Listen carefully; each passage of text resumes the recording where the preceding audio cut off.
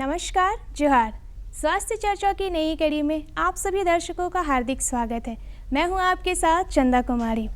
हमारे आज के इस आधुनिक युग में हमारा हर कार्य बहुत आसान हो गया है।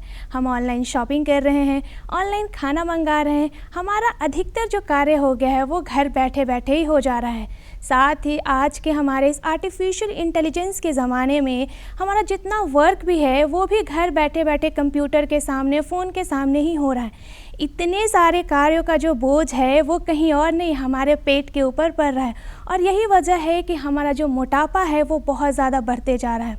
अगर WHO की बात माने तो हमारे इंडिया में करीबन 135 मिलियन से भी ज़्यादा लोग मोटापे से ग्रसित हैं और इसलिए बहुत ज़रूरी है कि हम इस विषय के बारे में बात करें। तो जैसा कि हर सप्ताह हमारे स्वास्थ्य चर्चा की कड़ी में हम आपके समक्ष एक बीमारी के बारे में बात करते हैं, साथ ही उसके नेचुरल इलाज के बारे में आपको जानकारी देते हैं।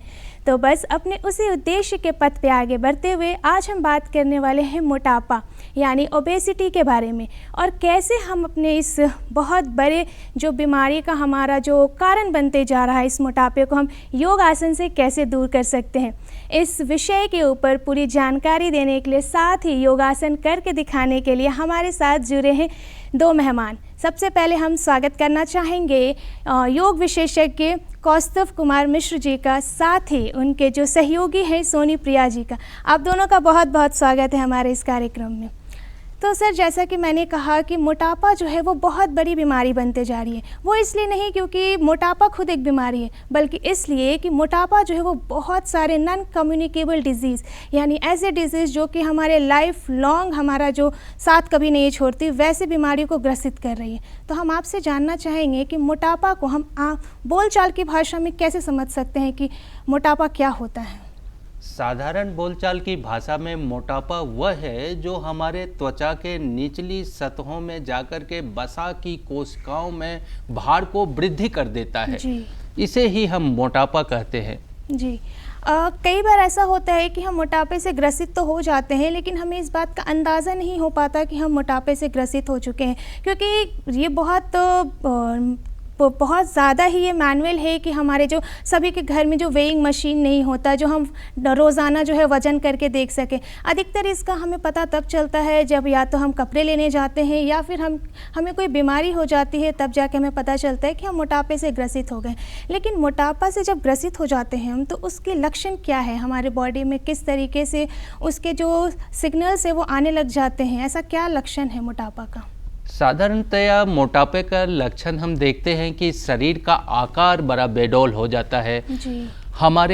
हमारे जो हैं हमारे अंदर आलस्य भरपूर आ जाती है, उत्साह की कमी हो जाती है, नींद हमें अधिक लगने लगता है। ये सब मोटापे के लक्षण में आते हैं कि इससे हमें थोड़ा सा काम मैंने किया और हम हाँफने लगे। ये सब छोटी मोटी दिक्कतों से हमें पता चल जाता है कि हमारा वेट बढ़ गया है। और वेट किस चीज़ों में, तो वसा की कोशिकाओं में, निचली सतहों में जा कर के। जी। मोटापा होने के क्या कारण है? आलसीपन तो एक है ही कि हम जब आलस करते हैं तो धीरे धीरे हमारा जो वजन है वो बढ़ने लग जाता है, लेकिन इसके अलावा मोटापा होने का क्या कारण है? इसके अलावे बहुत सारे कारण हैं मोटापे के। पहला मैं तो कहूँगा कि वंशानुगत है, हेरिडिटी का प्रॉब्लम है। जिनके माता पिता मोटे हैं उनके बच्चे का मोटा होना। और भी इसके कारण है कि हड्डियों के कई प्रकार होते हैं, कई गोले हड्डियां हैं, कहीं चिपटी हड्डियां हैं, तो उसके हिसाब से भी मोटापा आता है। दूसरा सबसे बड़ा कारण है कि हमें आधुनिक सभ्यता की जो भौतिक सुख सुविधाओं से जो हम परिपूर्ण हो गए हैं, कहीं जाना है तो गाड़ी से, बात करना है तो मोबाइल से, चलने फिरने की आदतों में थोड़ी सी कमी, हमारा खान पीन बिल्कुल बदल गया है, जंक फूड वगैरह सब आ गए हैं, इसके कारण भी मोटापा बढ़ रहा है। और सबसे बड़ी बात कि जो हम दवा ले रहे हैं एलोपैथ की, वो भी कहीं ना कहीं हमारे मोटापा को बढ़ाता है। उसके बाद शरीर में हमारे पिट्यूटरी ग्लैंड जो है, थायराइड ग्लैंड जो है, वो भी मोटापा को बढ़ाने में हमारे संपर्क में आते हैं और मोटापा इससे हमारा बढ़ता है। जी बिल्कुल। जैसा कि WHO ने बताया है कि जो मोटापा है वो बहुत बड़ा रीज़न बनते जा रहा है और बहुत बड़ा रिस्क जो हमारे आने वाले जो समय में बहुत जो डायबिटीज़ 2 नामक बीमारी है, फिर साथ ही बहुत सारे ऐसे जो हमारे लेडीज़ को जो प्रॉब्लम होते हैं, ऐसे बहुत सारे प्रॉब्लम जो होने के चांसेस हैं। तो हम आपसे जानना चाहेंगे कि मोटापा जो है आगे चल के कौन कौन सी बड़ी बीमारी का रूप धारण कर सकती है? देखिए, मोटापा सबसे पहले हमारे रिस्पिरेटरी डिसऑर्डर को परेशान करता है। वहाँ पर साइनोसाइटिस का होना, अस्थमैटिक होना, ये सब आम बात हो जाती है। उसके बाद जब हम बात करेंगे तो डाइजेस्टिव सिस्टम बिल्कुल भी काम नहीं करता, जिसके कारण ही हम मोटापा के शिकार हो जाते हैं। उसके बाद थायराइड, पिट्यूटरी ग्लैंड की मैंने अभी बात की, थायराइड से भी हम मोटापे हो जाते हैं। उसके बाद जितने भी स्टेरॉइड वाले दवा हैं, जैसे न्यूरो वाले खाते हैं या फिर पेन किलर जितना भी है, वो सब मोटापे को बढ़ाता है, ना कि गैस को बढ़ाता है, और गैस से हमारा मोटापा बढ़ जाता है। तो इन तमाम डिजीज में हम देखते हैं कि मोटापा हमारा बढ़ते चला जाता है। जी, अभी तो हमने जान लिया कि मोटापा होता क्या है, साथ ही इसके होने के क्या कारण है और इसमें हमारा शरीर दिखने कैसा लगता है। लेकिन जैसा कि मैंने आपसे बताया था कि हम आपको सिर्फ बीमारी नहीं बताएंगे, हम उससे रिलेटेड कैसे हम योग करके उसे ठीक कर सकते हैं उसके बारे में भी जानकारी देंगे। तो आइए हम जानते हैं कि आज हम कौन कौन सा योगासन करने वाले हैं। तो सबसे पहले हम आपसे जानना चाहेंगे कि हम कौन से योगासन करेंगे मोटापा के लिए? जी जी बिल्कुल। योगासन के लिए तो सर्वश्रेष्ठ आसनों की वृद्धि होती है, लेकिन उससे पहले चूंकि मैं मोरारजी देसाई राष्ट्रीय योग संस्थान से योग किया हूं, तो वहां की स्पेसिफिक है कि यौगिक सूक्ष्म साधना। तो जब भी हम आसन की बात करते हैं तो उससे पहले हमें यम नियम का जरूर पालन करें। शौच, संतोष, तप, स्वाध्याय, ईश्वर प्राणिधान नियम कहलाते हैं। सत्य, अहिंसा, अस्तेय, ब्रह्मचर्य, अपरिग्रह, ये यम हो जाते हैं, जिससे हमारा आहार और मन, कर्म, वचन से हम सात्विक हो जाते हैं। उसके बाद यौगिक सूक्ष्म साधना में हमारी उदर शक्ति विकासक की 10 क्रियाएं हैं, जिसमें से 60 डिग्री 90 डिग्री पर श्वास प्रश्वास की क्रिया, 60-90 डिग्री पर खाली पेट की पंपिंग, और उसके बाद नौली का अभ्यास करते हैं। और उसके बाद स्थूल व्यायाम भी है। स्थूल व्यायाम में हम उत्कुर्दन करते हैं, इंजन दौड़ करते हैं, और तब आते हैं आसन के ऊपर। तो आसन में जैसे कि आपने पूछा है, तो इसमें भी जैसे कि अलग अलग प्रकार हैं, खड़े हो करके, बैठ करके, लेट करके। तो खड़े हो करके मैं बताना चाहूँगा कि जो सबसे पहला और अच्छा आसन है, तारासन एक ऐसा आसन है जो हर व्यक्ति कर सकता है। थोड़े से बुजुर्ग भी इसमें कर सकते हैं, जिनको हार्ट की प्रॉब्लम है, हार्ट डिजीज है, वो थोड़ा सा रुके, उनकी श्वास की गति बिल्कुल नॉर्मल रहनी चाहिए, वो सांस ना रोकें। तो देखिए, जैसे कि तारासन है, कोणासन है, त्रिकोणासन है, ऐसे हम लोग खड़े होकर के करेंगे। तारासन करने की विधि क्या है? तारासन जैसे कि ये हमारी सोनी प्रिया जी कर रही हैं, दोनों पैर मिलाएंगे आप, हाथों की सभी उंगलियों को फंसाए हुए हैं, सांस लेकर के बिल्कुल ऊपर उठते हैं, अपने आप को ऊपर खींचते हैं। अब देख ही रहे हैं कि मोटापा जहां से आया, उस किसी भी चीज को खींचते हैं तो पतला होना स्वाभाविक है। नाम ही है इसका तारासन, तार दिया हमने, खींच दिया अपने शरीर को। तो ये मोटापा के सभी अंगों पर इसका प्रभाव है, हर जगह से चर्बी को कम करने की ताकत रखता है। धीरे धीरे वापस आ जाएंगे। इस आसन को हमें कितने बार करना चाहिए? इस आसन का अभ्यास हमें 10 सेकंड से शुरुआत करना चाहिए, और कोशिश करना चाहिए कम से कम इस आसन का अभ्यास 3 मिनट तक करें। हम लगातार 3 मिनट तक स्टे हों, पहले 10-10 सेकंड का 3 स्टेप रखें, और फिर 3 मिनट तक इस आसन का अभ्यास हम कर सकते हैं। जी, तारासन के बाद हम दूसरा कौन सा आसन देखेंगे? देखिए, कोणासन। हमने क्या किया, तारासन में पूरे शरीर में खिंचाव पैदा की है, पूरे शरीर की चर्बी कम किया है। लेकिन जब कोणासन की बात करेंगे तो दोनों पैरों में गैप दीजिएगा, लेफ्ट हैंड लगाइएगा कान से, सांस छोड़ के जाइएगा राइट साइड। ये केवल कमर से ऊपरी भागों के हिस्से को बैलेंस में लाता है। और फिर दूसरी तरफ से सांस छोड़ के मैक्सिमम नीचे, यहाँ पर भी 10 सेकेंड होल्ड कर सकते हैं, और इसे हम 3 मिनट तक अभ्यास में ले जा सकते हैं, और 3-3 बार कर सकते हैं। वापस आएंगे बीच में, दोनों हाथ थाइज के बगल में। तो ये कोणासन हमारे कमर से ऊपरी वाले हिस्से खींचाव पैदा करता है, वहाँ से चर्बियों को कम करने की कोशिश करता है। जी ये आसन भी कुछ वर्ग के लिए रेस्ट्रिक्टेड है कि मतलब कोई लोग कर सकते हैं, देखिए कोई बहुत नहीं कर ज़्यादा जिनके सकते हैं? घुटने वगैरह में दर्द हो वो थोड़ा सा ना करें तो अच्छा है, लेकिन अगर बिल्कुल सहज हैं तो सभी इसमें कर सकते हैं। हाँ, हार्ट डिजीज वाले जो हैं, जिनको हार्ट की प्रॉब्लम है, हाई ब्लड प्रेशर है, वो थोड़ा सा इसमें श्वास की गति को नॉर्मल रखें, सांस आने जाने दें, वो सांस ना रोकें, जी बाकी सभी कर सकते हैं। जी कोण आसन के बाद हम कौन सा आसन देखेंगे? कोण आसन के बाद देखिए त्रिकोण आसन। अभी हमने कमर से ऊपरी वाले हिस्सों में खिंचाव पैदा किया है, अब हमारे दोनों पैरों में कैसे खिंचाव होता है, तो दोनों पैरों में गैप दीजिएगा, लेफ्ट लेग घुमाते हैं हमारी, हाँ उस तरफ घुटने मोड़िए, हाथ को रखिए, ऊपर के हाथ के बीच की उंगलियों को देखिए, ये कोणासन है, पूरी हथेली रख दिया है हमने, ये पैर वाले हिस्से में खिंचाव पैदा करता है और वहाँ से चर्बियों को बैलेंस में लाता है। आइए पुनः दूसरी तरफ से करते हैं, दूसरे पैर को घुमाते हैं, हथेली का भाग रखा, ऊपर के हाथ की बीच की उंगलियों को देखते हैं, ये हमारा पैर के निचले वाले हिस्से में जो चर्बी रहता है उसको कम करने में सहायक है। धीरे धीरे वापस आ जाएंगे। इस आसन को हमें कितने बार करना चाहिए? ये भी हम 3 बार कर सकते हैं और इसमें भी 10 सेकंड से अभ्यास शुरू करें और निरंतर 3 मिनट तक इसका अभ्यास निरंतर बढ़ाया जा सकता है। जी खड़े होकर हमें और कोई आसन देखना है? खड़े होकर के जैसा कि कार्यक्रम की अवधि है उस हिसाब से खड़े होकर के मैंने 3 रखा है। इसके अलावा भी हम बहुत सारे आसन कर सकते हैं, जैसे कि ऊर्ध्व हस्तोत्थान आसन कर सकते हैं, एक पादंगुष्ठासन कर सकते हैं।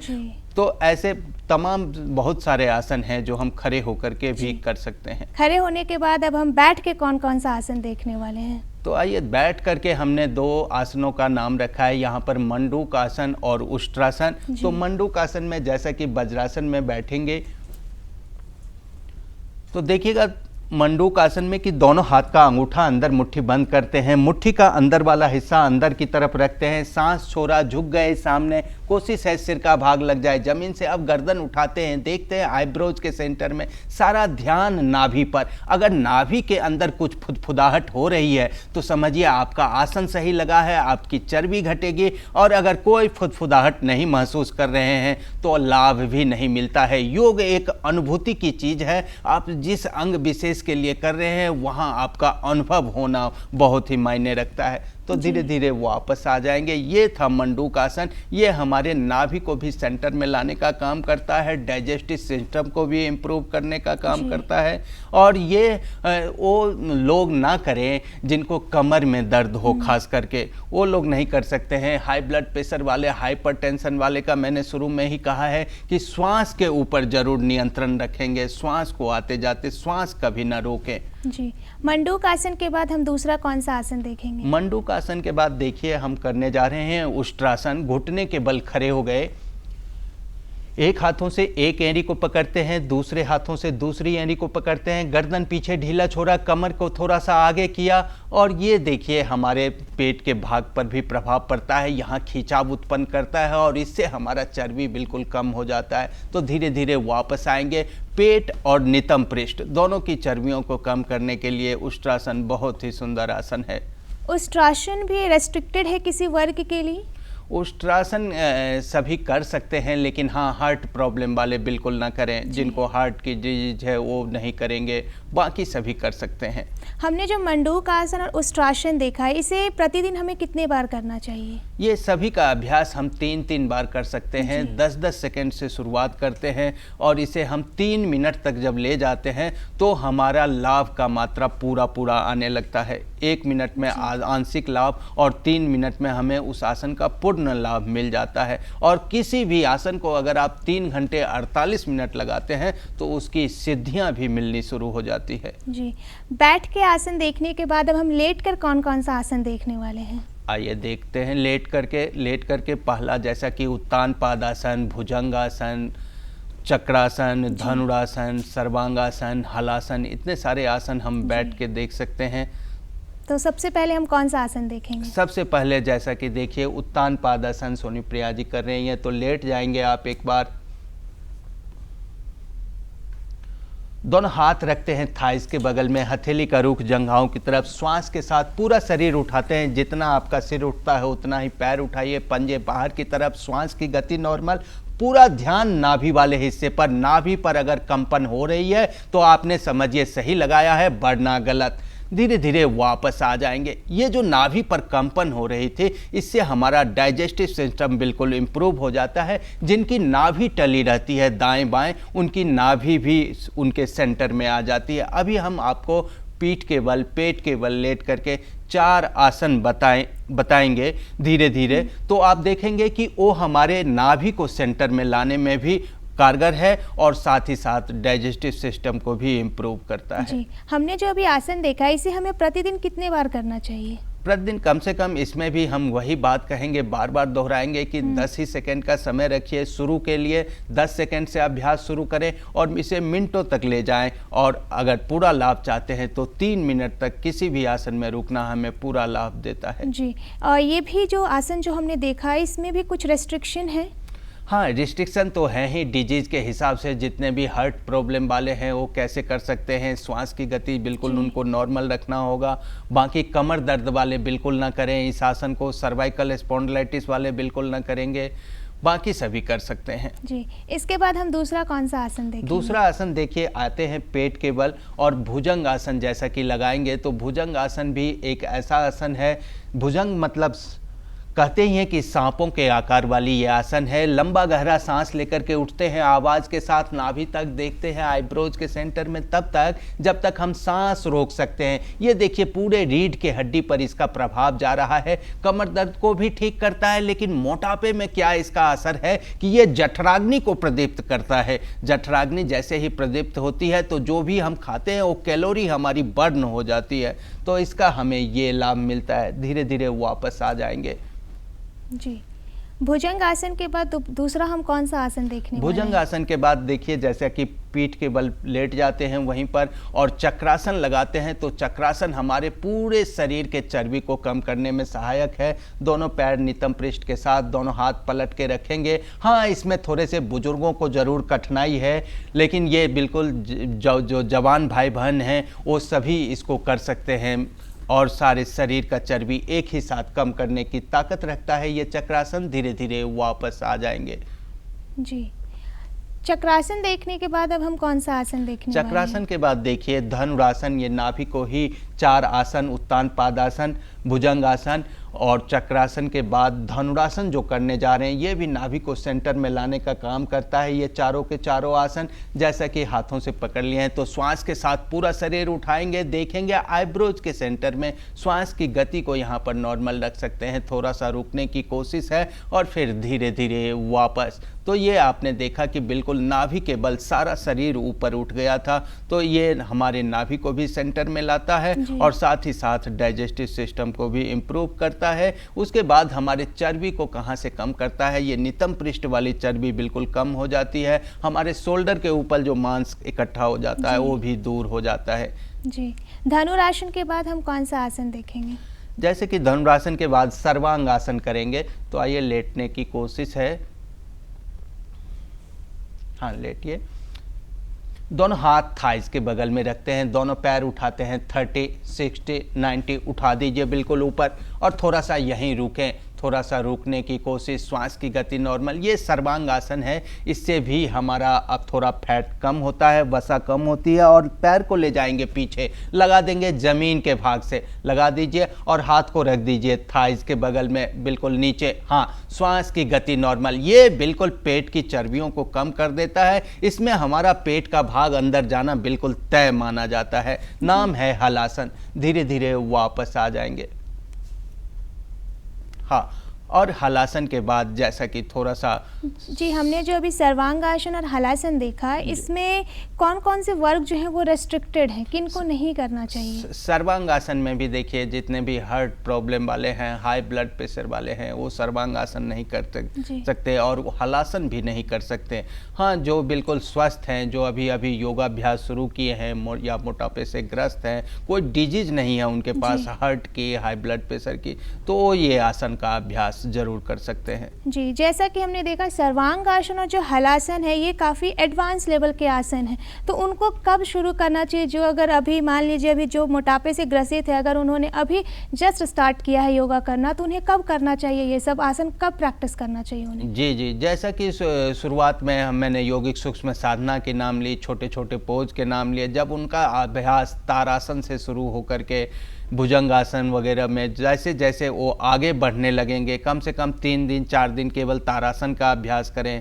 फिर कोणासन का, फिर त्रिकोणासन का, एक एक आसन लेकर के रोज रोज बढ़ें, तो वो देखेंगे कि उनके शरीर में फ्लेक्सिबिलिटी भी, लचीलापन भी आ रहा है और निश्चित रूप से वो आगे भी बढ़ रहे हैं। तो जब उनका अभ्यास कम से कम 15 दिन महीना दिन का हो जाता है, तब वो सर्वांगासन करें, फिर हलासन भी करें। जी, लेट कर हमें भी और कोई भी आसन देखना है या फिर अब हम प्राणायाम करेंगे? लेट करके आप एक जरूर मैं दिखाना चाहूँगा कि शवासन जरूर करना चाहिए। जब सारे आसन कर लेते हैं तो शवासन जरूर करें। शवासन में अपने पेट का भाग देखना, चेस्ट का भाग देखना और साथ में अपने श्वासों में शीतलता और उष्णता का अनुभव मात्र कर लेना। दोनों पैरों में गैप है, दोनों हाथ की अध खुली सी हथेलियाँ छत की तरफ है, आंखें कोमलता से बंद है, कुछ करना नहीं है यहाँ पर, बिल्कुल अपने शरीर को ढीला छोड़ना है और अपने ध्यान को अपने पेट वाले हिस्से पर ब्रेथ अवेयरनेस मेडिटेशन का थोड़ा सा भाग लेना है। तो इससे भी हमारे सोचने मात्र से ही हमारी चर्बी कम होना शुरू हो जाती है। बी पॉजिटिव बोलते हैं, अपने माइंड को पॉजिटिव रखते हैं तो उससे ही हमारा चर्बी कम होने लगता है।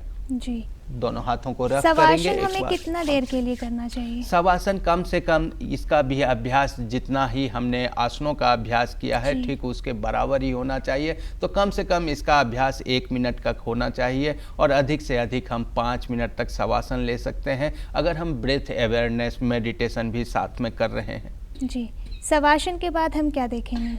शवासन के बाद देखिए अब हम प्राणायाम के दृष्टिकोण से आपको बताएंगे। तो प्राणायाम में सबसे पहले जैसे कि अभी तक मैंने नाम लिया कि हाई ब्लड प्रेशर वाले, हार्ट डिजीज वाले को आसनों में तकलीफ है, लेकिन अनुलोम विलोम एक ऐसा हम लोगों के प्राणायाम से पूर्व जो बताया गया है वो ऐसा है कि सभी कर सकते हैं। जिनको हार्ट की भी प्रॉब्लम है, किसी भी प्रकार के रोग से ग्रस्त हैं तो वो कर सकते हैं। तो आइए लेफ्ट नोस्ट्रल से जैसा कि गहरा लंबा श्वास लेते हैं और दूसरे से निकाल देते हैं, फिर उसी से लंबा गहरा सांस लेते हैं, दूसरे से निकाल देते हैं, फिर उसी से लंबा गहरा श्वास, पूरा पेट बाहर आ रहा है और जैसे जैसे श्वास बाहर निकाल रहे हैं अधिक से अधिक पेट के भाग को अंदर खींच रहे हैं। तो ये अनुलोम विलोम करने से हमारी जो मोटापा के कारण धीरे धीरे वापस आ जाएंगे। जैसा कि मोटापा के कारण आप देखेंगे कि हमारे सांस में तकलीफ होने लगती है तो वो हमारी काफ़ी हद तक कम हो जाती है। ऊपर से श्वास प्रश्वास के साथ जो हमारा पेट ऊपर नीचे हो रहा है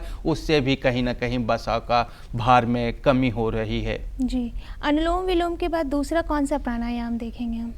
अनुलोम विलोम के बाद सूर्यभेदी देखिए। सूर्यभेदी एक ऐसा प्राणायाम है जिसका नाम ही है सूर्य। वह जलन से, ताप से हमारे कैलोरी को कैसे बर्न करता है। तो आइए राइट नोस्ट्रल से गहरा लंबा श्वास लेते हैं।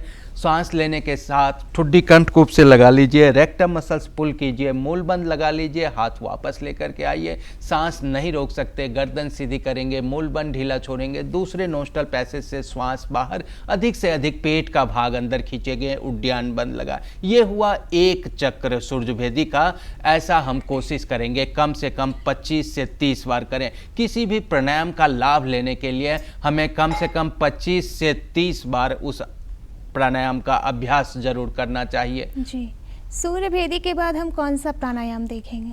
सूर्यभेदी के बाद देखिए भस्त्रिका करते हैं। भस्त्रिका भी बर्न करता है हमारी कैलोरी को। तो आइए लेफ्ट नोस्ट्रल से गहरा लंबा श्वास लेते हैं, दूसरे से झटके के साथ निकालते हैं, फिर उसी से लंबा गहरा श्वास, दूसरे से झटके के साथ, फिर उसी से लंबा गहरा श्वास। ऐसा जब 10 से 12 बार हमारा चक्र होता है उसके बाद हम राइट नोस्ट्रल से गहरा लंबा श्वास लेते हैं। राइट नोस्ट्रल से श्वास लिया, फिर से ठुड्डी कंठकूप से लगाया, रेक्टम मसल्स पुल किया, मूल बंद लगाया, श्वास को रोक करके रखें।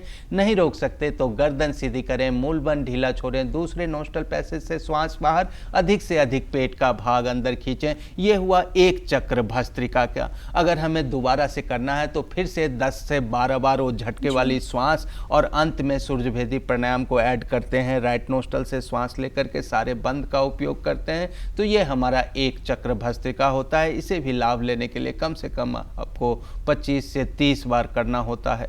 जी, भस्त्रिका के बाद कौन सा प्राणायाम देखेंगे? भस्त्रिका के बाद देखिए कि मोटापा जो है खास करके खाने पीने के कारणों से ही नहीं होता है, कई बार हमारे माइंड में मानसिक रोग से भी होते हैं, जैसे कि अत्यधिक खाने की आदत पड़ जाना, मेंटल डिसऑर्डर के कारण। इसीलिए हमारा जो भ्रामरी प्राणायाम है वो ENT का डॉक्टर है, तो उस हिसाब से हम करते हैं। हाथों से कानों की कनपट्टी को बंद किया, सभी उंगलियां आइज पर, कोहनियां बिल्कुल पैरेलल, नाक से लंबा गहरा श्वास, नाक से ओम का उच्चारण करते हैं।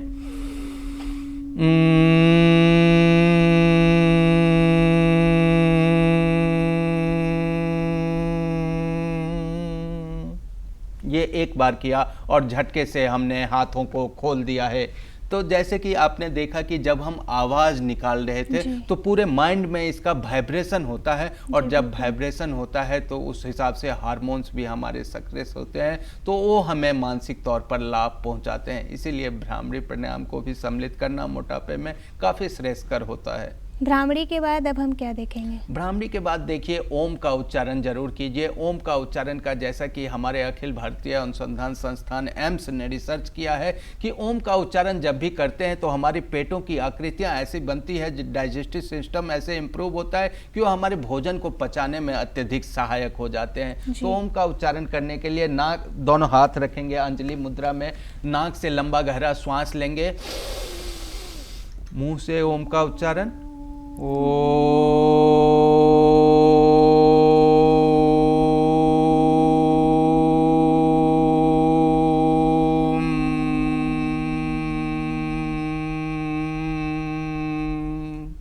देखिए एक चक्र मैंने ओम का उच्चारण किया है। तो जैसा कि हम देखते हैं कि ओम में अ उ म से मेरा मिला हुआ है। देखिए जब बार बार बोलते हैं अ अ अ अ तो हमारा नाभि संचालित होता है। बार बार बोलिए उ उ उ तो ये आवाज़ चेस्ट से आती है। और जब बोलते हैं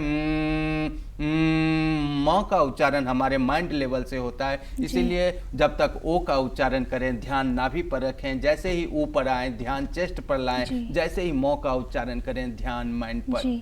सर, आप हमारे इस कार्यक्रम में आए और इतने अच्छे से हमारे दर्शकों को बताया मोटापे से हम किस तरीके से योग के ज़रिए अपने इस बहुत बड़ी बीमारी को दूर कर सकते हैं। इसके लिए बहुत बहुत धन्यवाद। साथ ही सोनी प्रिया जी, आपका बहुत बहुत धन्यवाद हमारे दर्शकों को इतने अच्छे योगासन करके दिखाने के लिए। हम आशा करते हैं कि हमारे जितने भी दर्शक होंगे उनको हमारे इस कार्यक्रम से बहुत ज़्यादा लाभ मिला होगा। साथ ही WHO के हिसाब से अगर आपका बॉडी मास इंडेक्स 30 या 30 से ज़्यादा है तो आप भी ज़रूर से ज़रूर ये योगासन कीजिए और मोटापे से दूर रहिए, क्योंकि आने वाले समय में चाइल्डहुड ओबेसिटी बहुत ज़्यादा बढ़ने के चांसेस हैं। तो हम नहीं चाहेंगे कि आप भी इस चीज़ से ग्रसित रहें। आज के इस कार्यक्रम में इतना ही। अब हमें इजाज़त दीजिए। मिलेंगे आपसे हम स्वास्थ्य चर्चा की अगली कड़ी में एक अन्य जानकारी के साथ और उसके प्राकृतिक इलाज के साथ। तब तक के लिए धन्यवाद, नमस्कार, जोहार।